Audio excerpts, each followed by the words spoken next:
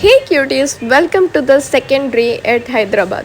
तो संडे तो निकल गया हमारा, बहुत ही अच्छा घूमना फिरना हुआ, वो भी बस में ही। So today is the second day. तो आज हम आए हैं कंपनी, मतलब कंपनी विज़िट करने, और हमें बताया जाएगा कि क्या क्या इस कंपनी में प्रेजेंट है और क्या क्या आप सीखने वाले हो। So today is the first day at our company and जैसे कि मैं पहले भी बता चुकी हूँ, in the first block we are at the YMC। So first day at our company तो बहुत ही अच्छा गया, हमें बहुत कुछ सीखने मिला। अलॉन्ग विद दैट हम बहुत सारे फ़ोटोज़ एंड ऑल उठाए एंड कैप्चर किए मेमोरीज। देन फर्स्ट डे तो कहीं घूमने नहीं मिला हमें, तो second day we plan for the snow world. Snow world आपको नाम से तो पता चल ही रहा होगा, जहाँ बहुत सारे स्नो प्रेजेंट होंगे, मतलब कश्मीर मनाली वाला फीलिंग आप हैदराबाद में ले सकते हो। It's not totally real, it's artificial, but आपको रियल वाला वाइब्स मिलेगा। तो बने रहे ब्लॉग में। जा रहे हैं स्नो वर्ल्ड। आपको मेरा एक्साइटमेंट तो दिख ही गया होगा, क्योंकि इससे पहले मैं कभी भी स्नो वाला एक्सपीरियंस नहीं की हूँ। So it's my first time to experience the snow world. तो I am very much excited and we reach the snow world. Then हम एंट्री प्राइस देते ही स्नो वर्ल्ड के अंदर एंट्री करते हैं। स्नो वर्ल्ड आ चुके हैं, अभी हम जा रहे हैं फर्स्ट फ्लोर पर। The moment I entered in to the snow world I felt so much satisfied उसका एम्बियंस देख के, क्योंकि एंट्री में ही बहुत बड़ा सा चेस्ट था जो कि मैं पहली बार देखी हूँ। देन स्नो वर्ल्ड के साथ साथ आपको बहुत कुछ एक्स्ट्रा एक्सपीरियंस करने को मिल जाएगा, जैसे कि living dead. Then this is the rain forest, जिसमें घुसने के लिए मेरे को बहुत ही ज़्यादा डर लग रहा था, बट हिम्मत करके मैं उसके अंदर गई and it was a nice experience. Then एक छोटा सा कैफ़े है जिसमें कि खाना पीना आप कर सकते हो यहाँ आराम से बैठ के। एंड मैं आपको बता दूँ, अगर आप ओनली स्नो वर्ल्ड के लिए आते हैं तो 600 रुपीज़ पर पर्सन, एंड स्नो वर्ल्ड के साथ साथ ये सभी एक्सपीरियंस करना चाहते हैं तो 850 पर पर्सन इसका एंट्री फीस है। बहुत ही अच्छा जगह है, आप लोग ज़रूर विज़िट करें।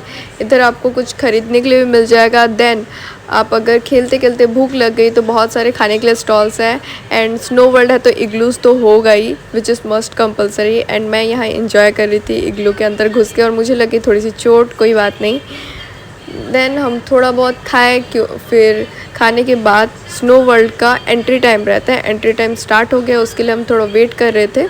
एंट्री टाइम आपको मेंशन हो ही रहा होगा, विच इज़ 4:30 से इसका एंट्री रहता है।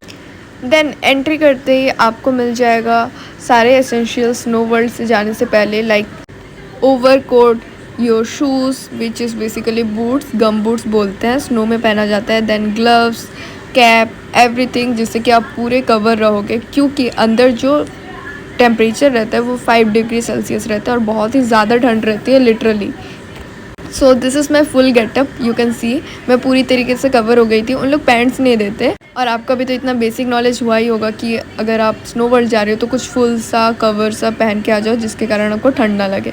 फिर 4:30 से एंट्री टाइम है, बट 5:30 से जो है वो ओपन होता है उनका डोर, तो अंदर जाके भी आपको 1 आवर वेट करना पड़ेगा। तो उससे बेटर है कि आप 5:30 आओ। और तो हमारा जो ट्रेनिंग था वो ट्रेनिंग एक्चुअल में 5 बजे ख़त्म होता है, तो उसके बाद 5:30 इज़ द राइट टाइम, और हमें लेट ही लाया गया था और ये बंद होते होते 9 बज जाता है। सो हमें तो वेट करना नहीं पड़ा, डायरेक्ट हमें एंट्री मिल गया। एंड मुझे तो बहुत ही ज़्यादा मज़ा आ रहा था, I enjoyed a lot, you can see in the blog, क्योंकि as I already said that it's my first time to experience snow. तो यहाँ ओनली स्नो वर्ल्ड ही नहीं, इसमें आपको बहुत सारे राइड्स मिल जाएंगे, डांस मिल जाएगा।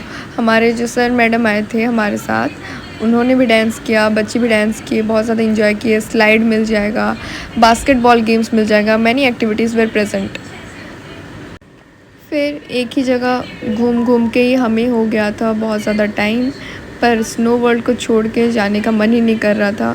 मुझे तो बहुत ज़्यादा मज़ा आ रहा था।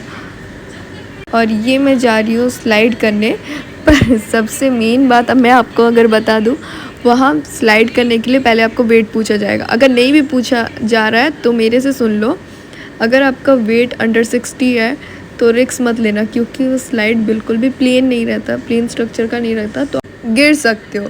सो डोंट टेक रिस्क। तो मैं ऊपर गई, उन्होंने मेरा वेट पूछा एंड आई वॉज अंडर 60, तो वो मुझे मना कर दिए कि इतना हैवी रिस्क आप मत लो। So I just played with the snow and other snow activities. फिर हम निकल गए स्नो वर्ल्ड से और हमारे पास थोड़ी बहुत और भी टाइम बची थी, तो हम सोचे कि थोड़ा मॉल चले जाते हैं because I don't have formal shirts, और हमें ट्रेनिंग में बोला गया था कि तुम फॉर्मल शर्ट्स पहन के आओ। तो मेरे पास फॉर्मल शर्ट नहीं था, तो मैं चले गई थी सरत सिटी मॉल और वहाँ से मैंने लाइफस्टाइल से एक फॉर्मल शर्ट परचेज़ किया। और रास्ते में आप लोग ये देख सकते हो, ये व्यू, ये है हुसैन सागर लेक हैदराबाद का, विच इज़ मस्ट फेमस। ये वाला जगह तो हैदराबाद में रहते हो या बाहर से भी आए हो तो ज़रूर विज़िट करना चाहिए। तो फिर हम चले गए, और यहाँ सबसे मेन चीज़ ये है कि ट्रैफिक इतनी ज़्यादा रहती है ना, ट्रैफिक में 2 to 3 आवर्स लग जाएगा। आप 15 किलोमीटर्स भी ट्रैवल करोगे तो आपको 4 आवर्स लग जाएगा, इतनी ज़्यादा ट्रैफिक रहती है guys. So I reach the biggest mall eight Hyderabad which is सरत सिटी मॉल। शॉपिंग की, one formal shirt for the training, और मॉल का ambience, oh my God, so good, it's so good. इतना बड़ा मॉल था कि हम बस फर्स्ट फ्लोर ही घूमे और हमारा जो 1 आवर बीत गया। पूरा मॉल घूमेंगे तो आपको अप्रॉक्स 3 डेज़ तो लग ही जाएगा। ऊपर मैंने सुना था कि बहुत सारे गेम्स है, एक्टिविटीज़ है and many adventurous things, but हम ऊपर नहीं जा पाए थे बिकॉज हमारा हॉस्टल इन टाइम हो रहा था। So we shopped one formal shirt and we went back to hostel. Then रास्ते में मेरे साथ हैदराबाद का व्यू को एंजॉय करो, एज जितना भी आप देखोगे आपका मन नहीं भरेगा because it's a lot more in Hyderabad. बहुत कुछ करने को है and it's basically the hitech city of Hyderabad. Hyderabad is mostly known for the hitech city, तो वही था हाईटेक सिटी जिसको मैंने जूम किया। एंड यहाँ तो हॉस्पिटल इतने ज़्यादा भरे हुए हैं, आप लोग देख सकते हो, ये भी एक बहुत बड़ा हॉस्पिटल है। Apartments and hospital, it's the drug capital. Pharmacy के लिए it's the best place because it is known as the drug capital in India. यहीं से मेडिसिन बनते हैं।